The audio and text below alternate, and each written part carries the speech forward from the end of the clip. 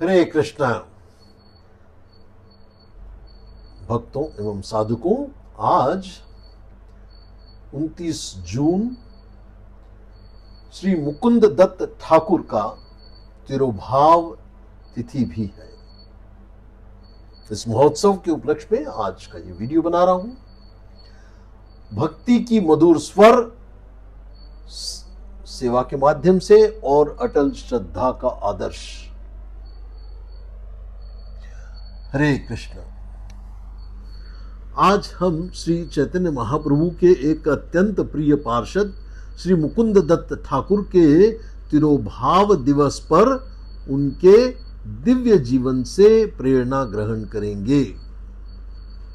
गौड़ीय वैष्णव परंपरा में श्री मुकुंद दत्त का नाम आते ही हमारे मन में एक ऐसे भक्त की छवि उभरती है जिसकी मधुर कीर्तन सेवा स्वयं भगवान श्री चैतन्य महाप्रभु को प्रेमावेश में नृत्य करने के लिए विवश कर देती थी। कृष्ण लीला में भी श्री मुकुंद दत्त मधुकंठ गोप के रूप में भगवान श्री कृष्ण की महिमा का गान करते थे।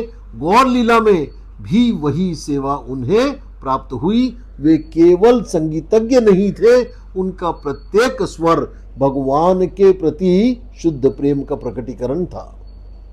नवद्वीप में जब महाप्रभु ने संकीर्तन आंदोलन का प्रारंभ किया, तब श्रीवास आंगन में होने वाले रात्रिकालीन संकीर्तन में श्री मुकुंद दत्त प्रमुख गायक थे।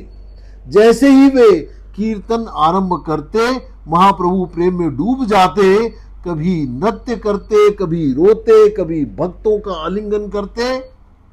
इससे हमें समझना चाहिए कि कीर्तन केवल संगीत नहीं बल्कि भगवान को प्रसन्न करने की सेवा है। यदि उससे शुद्ध भक्ति हो तो वह भगवान के हृदय को भी स्पर्श कर लेता है। किंतु श्री मुकुंद दत्त के जीवन की सबसे प्रसिद्ध घटना उनके जीवन की सबसे बड़ी परीक्षा भी है। उनकी एक आदत थी कि वे विभिन्न दार्शनिक समूहों के संपर्क में रहते थे। वैष्णवों के बीच भक्ति का गुणगान करते, परंतु कभी कभी मायावादियों के बीच उनके विचारों की भी प्रशंसा कर देते। महाप्रभु ने इसे उचित नहीं माना। उन्होंने कहा कि मुकुंद कभी फूल से सेवा करते हैं और कभी डंडे से प्रहार करते हैं, इसलिए कुछ समय के लिए उन्होंने मुकुंद को अपने दर्शन से वंचित कर दिया। भक्तों ने महाप्रभु से निवेदन किया, प्रभु क्या मुकुंद को कभी आपकी कृपा मिलेगी? महाप्रभु ने उत्तर दिया, 10 लाख नहीं 10 मिलियन जन्मों के बाद। यह सुनकर कोई भी निराश हो जाता, परंतु श्री मुकुंद दत्त नाचने लगे। उन्होंने कहा, मुझे प्रभु की कृपा अवश्य मिलेगी, 10 मिलियन जन्म ही क्यों न लग जाएं। प्रभु ने वचन तो दे दिया है। यह सुनकर स्वयं महाप्रभु की आंखों में आंसू आ गए। उन्होंने तत्काल मुकुंद को बुलाकर अपने हृदय से लगा लिया और कहा, तुम्हारी श्रद्धा ने 10 मिलियन जन्मों को इसी क्षण समाप्त कर दिया। यह घटना हमें 3 महान शिक्षाएं देती है। नंबर 1,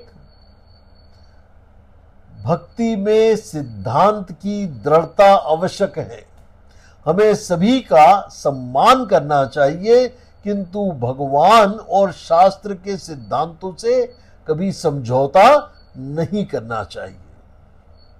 दूसरी शिक्षा मिलती है, सच्चा भक्त कभी निराश नहीं होता।